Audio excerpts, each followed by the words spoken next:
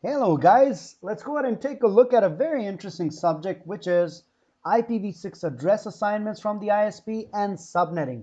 It's a topic that is very different, although the title is the same. It's very different than the way IPv4 works in this regards. Let's take a look at the outline for this particular video. We'll take a look at how IPv6 address assignments are done from IANA towards the ISPs, and how ISPs then in turn give out IP addresses to corporate customers and their end user customers. Very interesting way that they're doing things, the way the RFCs are written for this particular set of assignments.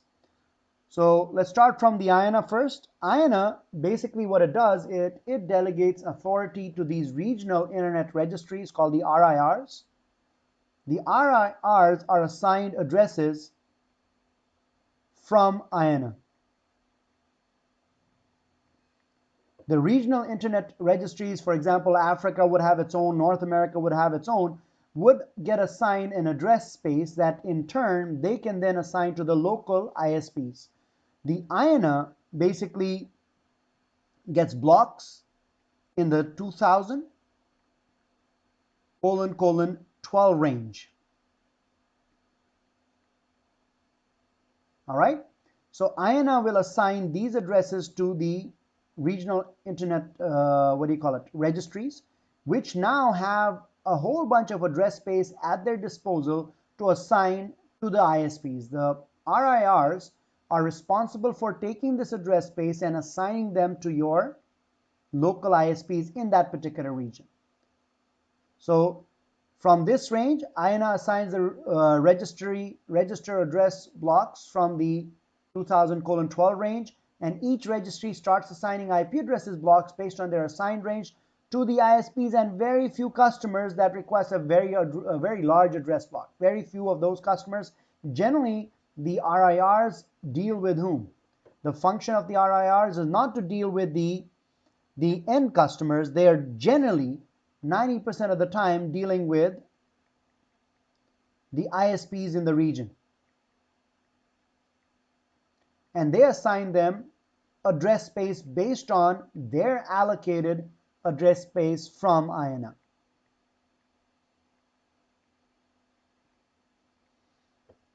All right. Very large customers that might want to have a direct address assigned from RIR, which is generally not the case.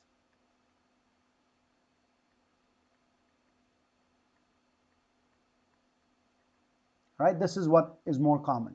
Now, once the ISP gets assigned these addresses, they in turn are responsible for assigning the addresses to the customer. So this is the slide that we were on, where IANA assigns the IP addresses to the ISPs.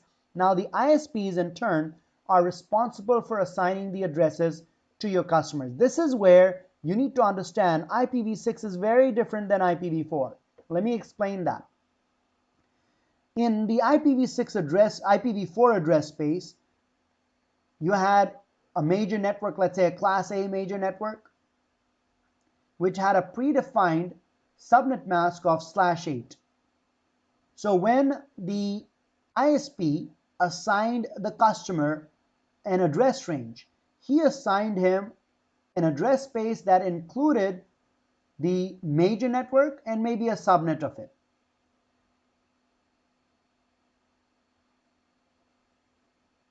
Or a subnet. Either way, the address that was assigned was beyond the /8. It would not assign it a /7, it would assign it a /8. So a class A, the default mask was 8. The company would get either an 8 or a subnet more than 8. Basically, it's going into your host bits.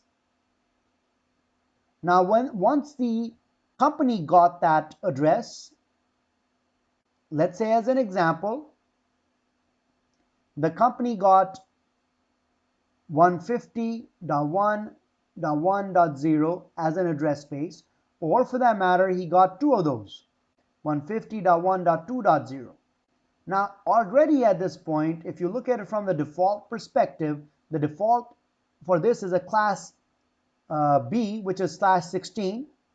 I'm already doing subnetting, the ISP is already doing subnetting with it, and he's assigning you or has already borrowed 8 bits from the major network. So you're already in the host portion. And from that point on, when you do subnetting in IPv4, you're further borrowing from what? The host bits. And then the host bits can convert it into network bits based on your new mask, and you move forward. So to recap, in IPv4 subnetting, the subnetting is done based on borrowing bits from where? From the host portion.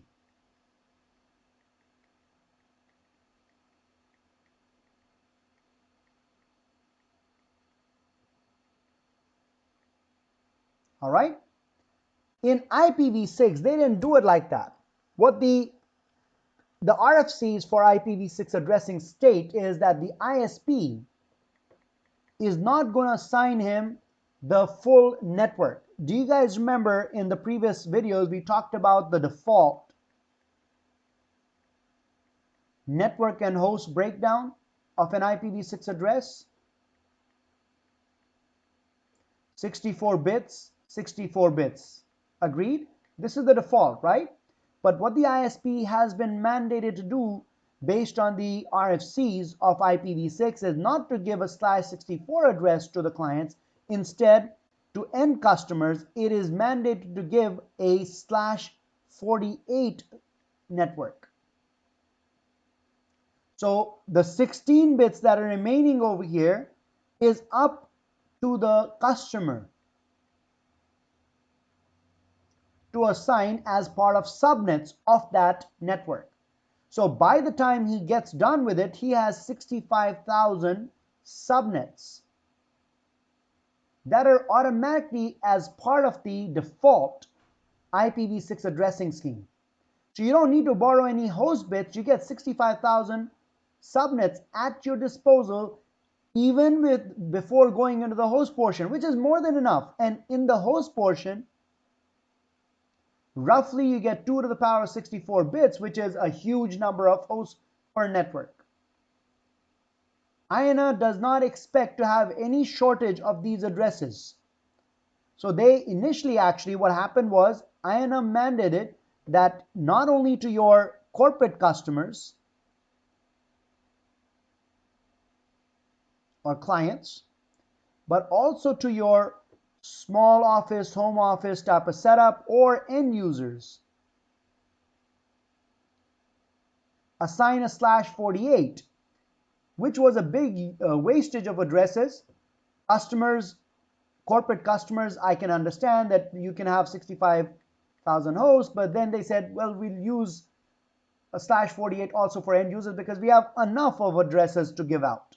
I'll show you there's about 35 trillion addresses that you have available to give out.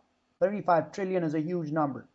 So initially that was the plan, to give out end users also a /48 address. So they got a lot of flack in terms of wastage of addresses. They said, okay, fine.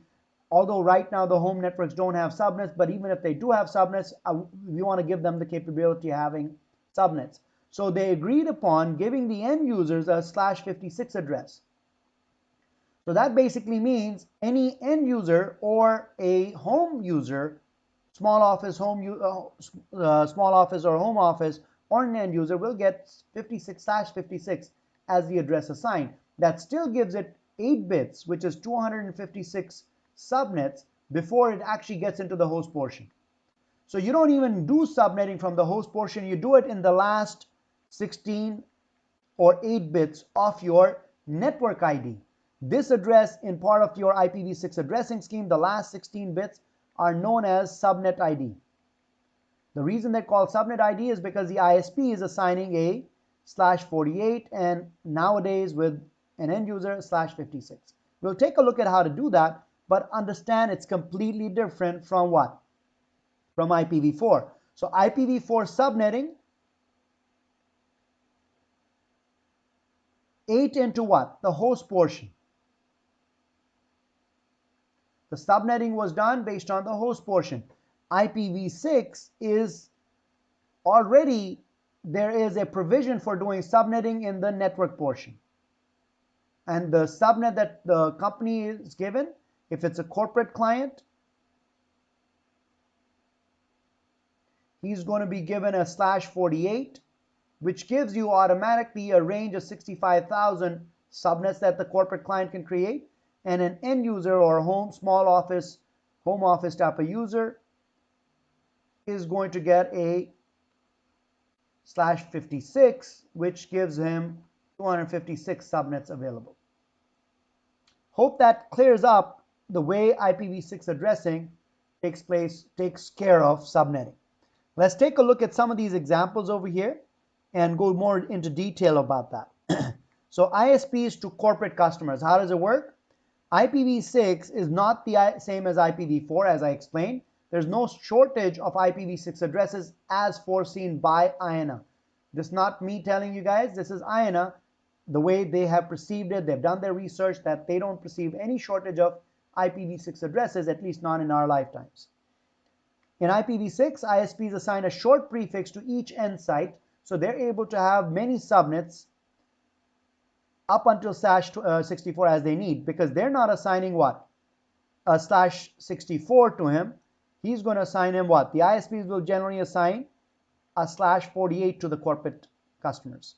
So the bit range between 48 to 64 is commonly referred as the subnet ID is in IPv6 terminology that is available to the companies to subnet. So you get 16 bits to subnet, which gives you 65,000 different subnets. Why 65,000? 2 to the power of 16, because 16 is your range over here, and each one will have 2 to the power of 64 hosts. There are certain addresses that are reserved. We'll talk about that when we get to the host portion, but for right now, this is what has been given. Now, the other statement that I want you guys to see, providing a /48 to every subscriber doesn't represent a waste of address space, as the number of global unicast prefixes based on that is about 35 trillion, which IANA expects to be more than sufficient to handle all the IPv6 address needs, even in the foreseen feature, for the near future or for the next 20-30 years. All right. How about the end users? What is recommended? Initially, as I said, it was recommended by the initial RFC. If you want to check the RFC, I believe the number is 3711. That was the initial one, which was updated to RFC 6711, which basically talks about the range that is assigned to a small office, home office, or an end user. Initially, it was the same as the corporate customers, but then they got a lot of flack from a lot of different agencies that saying it's big wastage of address space. So what they decided to do is give them /56 instead. /56 still gives an end user 256 subnets for your home network.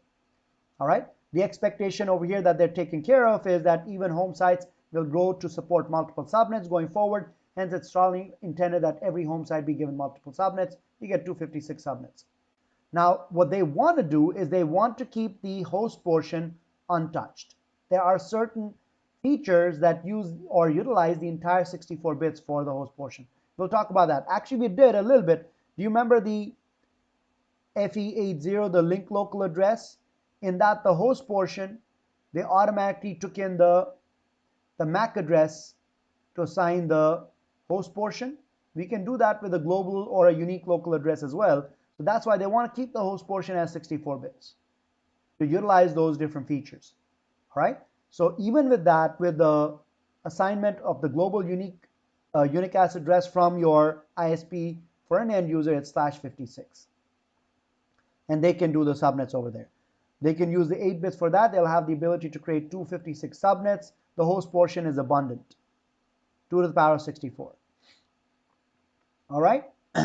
So that's how the ISPs will assign addresses to your small office, home office type of setups or to end users. Now, let's take a look at some examples that I've set up over here for you guys to see how IPv6 address assignment and subnetting is done, and we'll take a look at some examples where I'll show you some address assignments that can be done and then how I subnet that or create my own subnets. What is the range of subnets, so that at least you have an exercise on that as well. So as an ISP is assigning corporate addresses, corporate customers a /48 address space, you have 16 bits worth of subnetting available. The corporate customers will have 16 bits to play around with for what? For your subnets. There's no need or no reason for borrowing from the host portion. 65,000 networks is a large corporation. All right, and each network would have 2 to the power of 64 hosts available.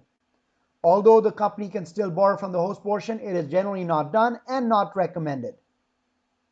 Why is it not recommended? Because of certain features that utilize the entire 64 bits for the host portion. As I told you, that link local address assignment, there's also something called stateless automatic address assignment, which can also be used, or configuration that can also be used to assign host addresses to the devices that use an entire 64-bit for the host portion.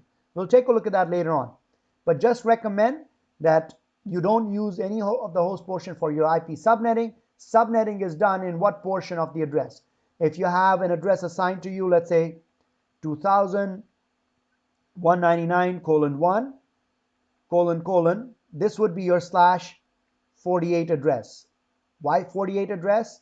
If you take a look at it, this is 4 hex digits, which is 16 bits, 4 hex digits, 16 bits, although you don't see a 0 over here. It's 01999, which is 16 bit, 0001, which is another 16 bits, that's a 48 bit.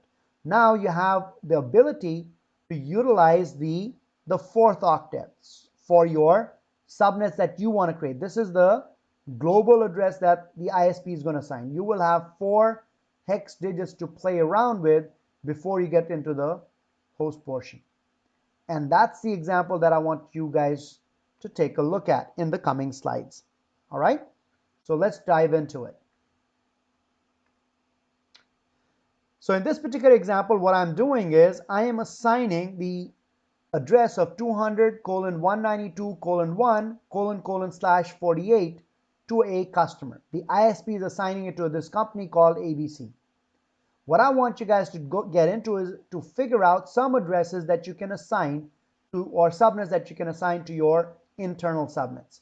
Now, the way I do that is I take the 4th block and I'll break it into binary, and by using 1 hex digit at a time, because there's a lot of addresses. We have 65,000 addresses available to me. So what I've done over here, if you take a look at it closely, this is assigned to me by my ISP up until here. Agreed? Now on the 4th block, I have 4 hex digits. 1,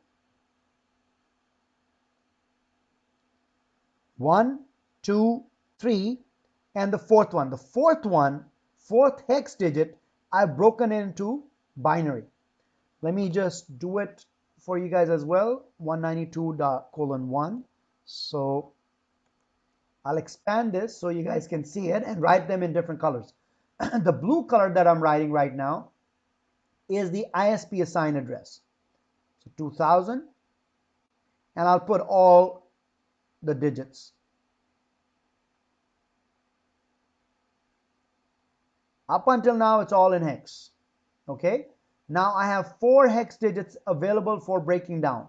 And the first address that I will have to break down, again, this is the 4th block, first block of 4 hex, second block of 4 hex, third block of 4 hex. This is what the ISP assigned. Now I have availability to do subnetting in the 4th block. In the 4th block, I have 4 hex digits. What I want to do is, because there's a whole bunch of different addresses, let's start with this hex digit and expand it into binary. So this I'll keep it as 0, 0, 0, and the last one I will split up into binary. So 0, 0, 0, 0 is the equivalent of that. So my first address over here will be 0, 0, 0, 0. So my first address, my first subnet that I will assign is 2000.192:1:0:/64. I have not done any host bit borrowing, I borrowed in from the subnet. My second address is going to be by changing this bit value to 1. When I change it to 1, what is my subnet now? My second subnet, 2000:192:1:1. If you look at this, now this number becomes 0001, which is 1:/64, still within 64.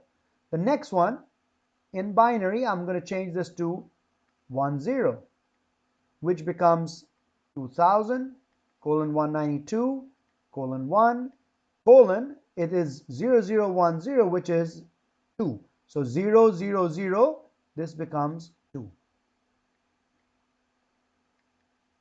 All right? And so on and so forth. So if you take a look at this over here in my example, now you should have a better understanding of what I'm doing over here.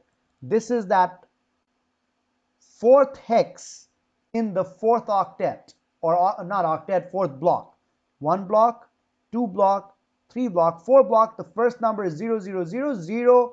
This one I've broken into binary, so 0000, that is my first network. My second one would be 000, the last hex digit, 0001, which becomes 1, 0010, which becomes 2, 1001, keep on dot means keep on increasing until you get to 9, 224:192:1:9:/64. So these are my first 10 subnets. I want to get 20. So these first 10, 0 through 9, are taken care of. Now, what about beyond that? Let's go into the next page now. Next 6 first. What I'll do over here is I'm going to take 2000:192:1: again, first hex digit in the fourth block, second hex, third hex. The ones in blue is the fourth hex digit in the fourth block. Now I'm writing it in binary.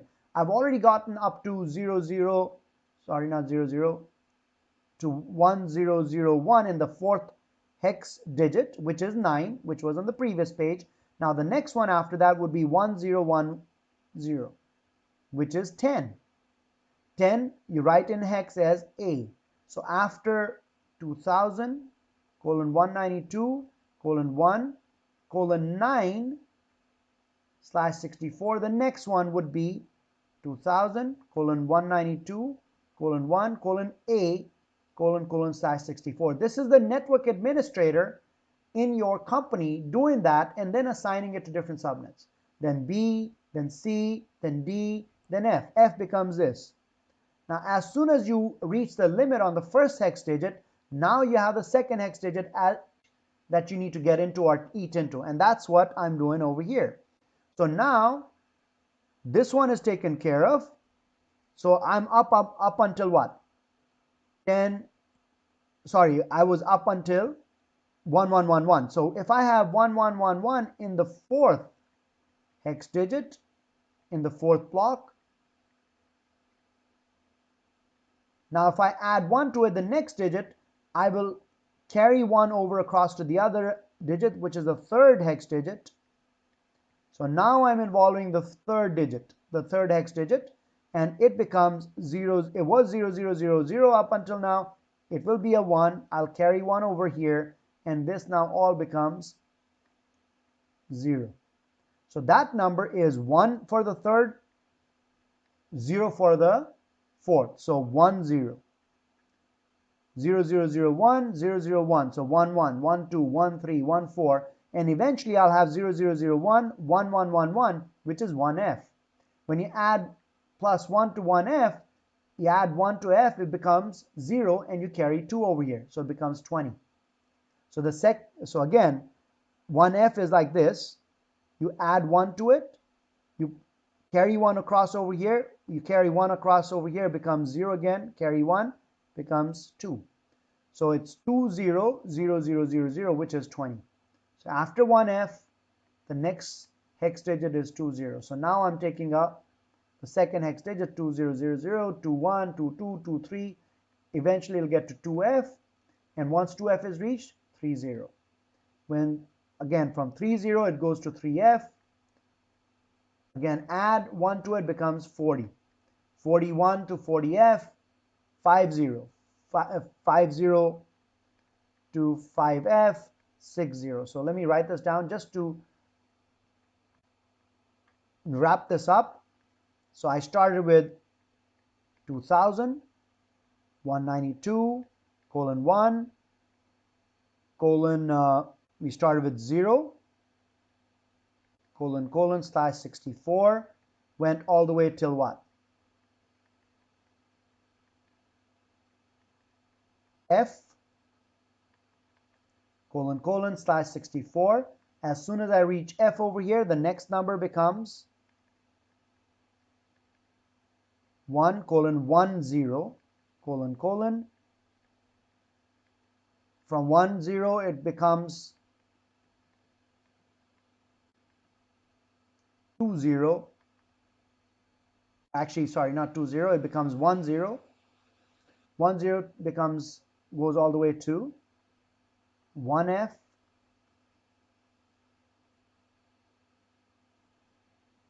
1F, if you keep on adding,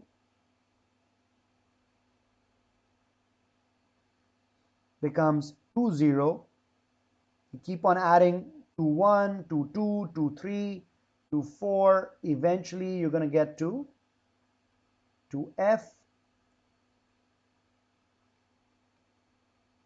So 192, colon, 1, colon, 30, 31, 32, 33, 3A, 3B, 3C, and you get to 3F.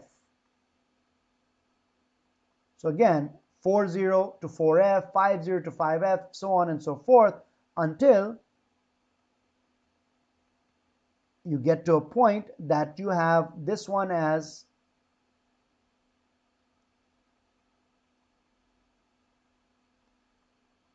now your last 2 digits in the fourth block are FF, maxed out. So I now need to go to the second hex digit in the third block. That becomes 100 now. I have involved the third or the second hex digit in the block. So 10 goes to 101, 102, again going through the same process until it gets to 2FF, 3FF, 4FF, 5FF, eventually to FFFF. Once it reaches all F's over here, now I'll involve my fourth block, which becomes 100, or fourth digit in the fourth block, 1000. And how many of those addresses combinations am I getting? It will eventually be 65,000. I'll get 65,000 different subnets, each one having 2 to the power 64 available as addressing space. And that is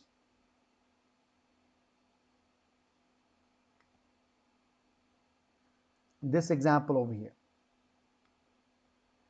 This will continue on until you get a total number of 65,536 addresses. I just gave you an example of that. Now, in terms of the number of hosts on each subnet, now what you need to remember on each subnet, there's two sets of addresses that are not usable. They're reserved. The first address is the network address. So if you take a look at it, this has become my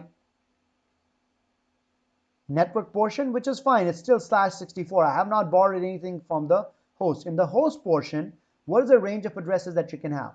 The first address, which is 0, is, let's take an example of my first address being 192 colon 1 colon, let's say 0, or 1 colon 1, just to make it simple. My first address over there would be, it would not be this. This is the reserved address that I was talking about.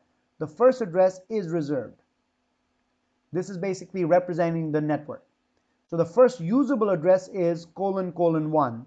Why colon colon 1? If you take a look at it, 0, 0, 0, 1. That's my first usable address.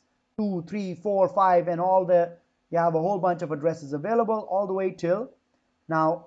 Notice I didn't put the highest address as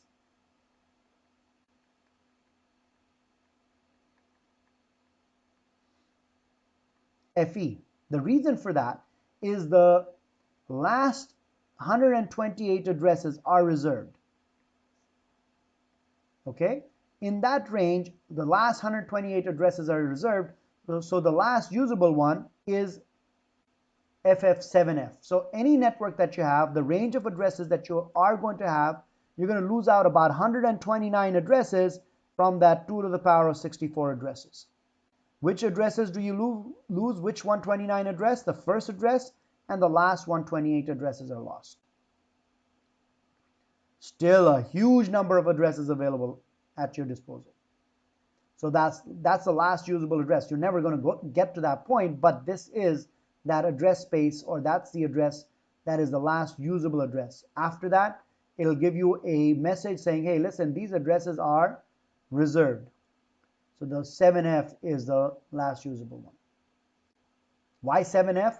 To get 128, the 7 bits over here are untouched. So your host portion stops over here.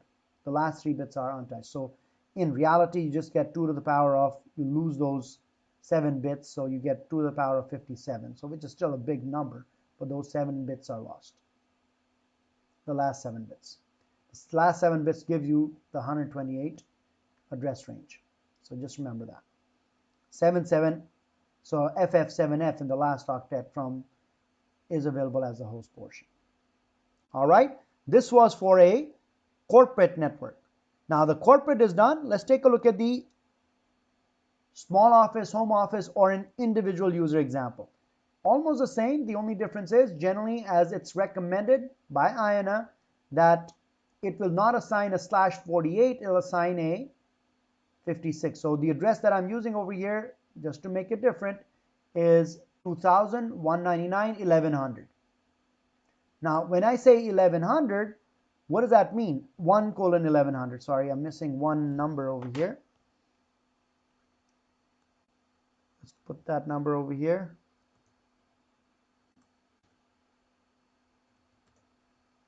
Now, when I say 1156, let me expand that for you guys so you guys understand that.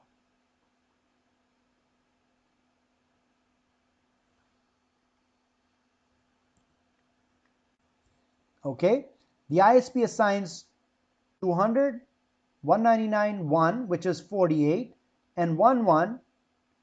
This is what the ISP assigns. 00 is at your service for your subnetting. Why?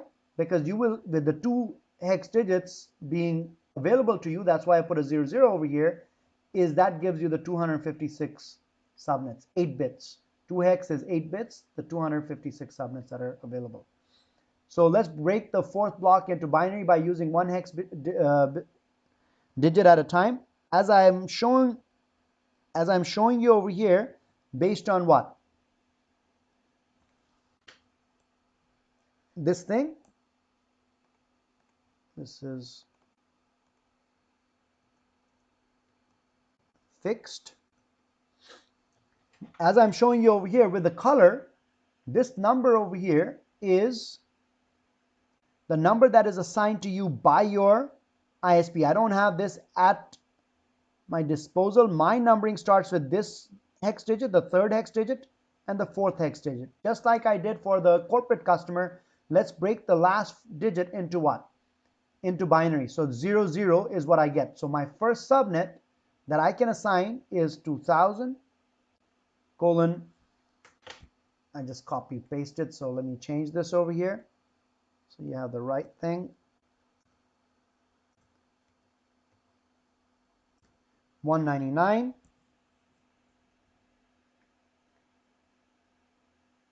So again, 2000 colon 199 colon 1, and in the 4th octet, the first 2 are fixed. 11 is fixed because of coming in from the ISP. This is what the ISP is assigning you. You work with the last 2 hex digits. So the first combination is 0 in hex, And the last hex digit, I broke it down into binary, so it is 0. So 00 is my first /64 network. My second one, again, I'll turn it to 1, becomes 1, 1101. The next one, 1102, 09. Now, again, when I get to this thing over here, because these are the two digits that I'm working with, when it comes to this, it becomes 9. The next digit over here would be 1010, which is an A. So the next available network would be 199:1:110, and the last hex digit is 1010, which is a B, a C, a D, and an E, and an F. As soon as it reaches an F, this hex digit will become 11, and that is what I'm showing you. So A, a B, a C, a D, and E, and this now has become all A's, all ones, sorry. Again, this thing I want to fix, because this is what was assigned to me, is 199. Okay, so this part I'm reached. What do I do after that? If I add 1 to it, again, 200, 199:1:11. Now, because I'm maxed out on this, this is still available to me. This is part of my jurisdiction. If I put 1 more over here, it becomes 0, and I'll add 1 to this guy. So now I am involving my third hex digit in that block, which still belongs to me, which becomes, after this would become 1110. So the next network after this would have been 1110. Again, these are the two that are the ones that I control. Up until here, it's all fixed. So let's take a look at that in the next slide.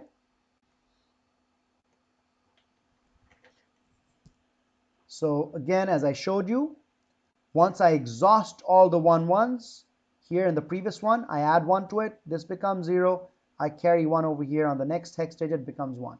So that is 10, 11, 12, 13, 14, 1F. 1F is like this. Again, you reach the limit on that, plus 1 to it. You carry 1 over here, 1, 1, carry 1 over here, becomes 2, 0. So after 1F, it becomes 2, 0, 2, 1, so on and so forth. And you get a total of 256 such addresses. Again, just so that your slide is proper when you guys get it, I'll fix this over here. It is 199, because that's the address that was assigned to your end customer. And that is here. And on each one of those addresses, the range, again, it's the same /64, the host portion, 0001 to the standard FFFF, FFFF, FFFF, FF7F, which is because of the last 128 addresses being reserved addresses. So this is your IPv6 addressing scheme. That is over here. So I hope it gives you a better understanding of how IPv6 subnetting works. So you don't borrow from the host portion, you have a slated portion for subnetting within the IPv6 address scheme. Now let's take a look at some of the review questions for this. What type of entity does the IANA allocate addresses to? IANA will assign it not to the ISPs, to the regional internet registries. Who allocates IPv6 address space to the ISPs? It is the RIRs, the regional internet registries. What type of addresses should be assigned by the ISP to the corporate customers? /48, that's where the 16-bit subnetting takes place.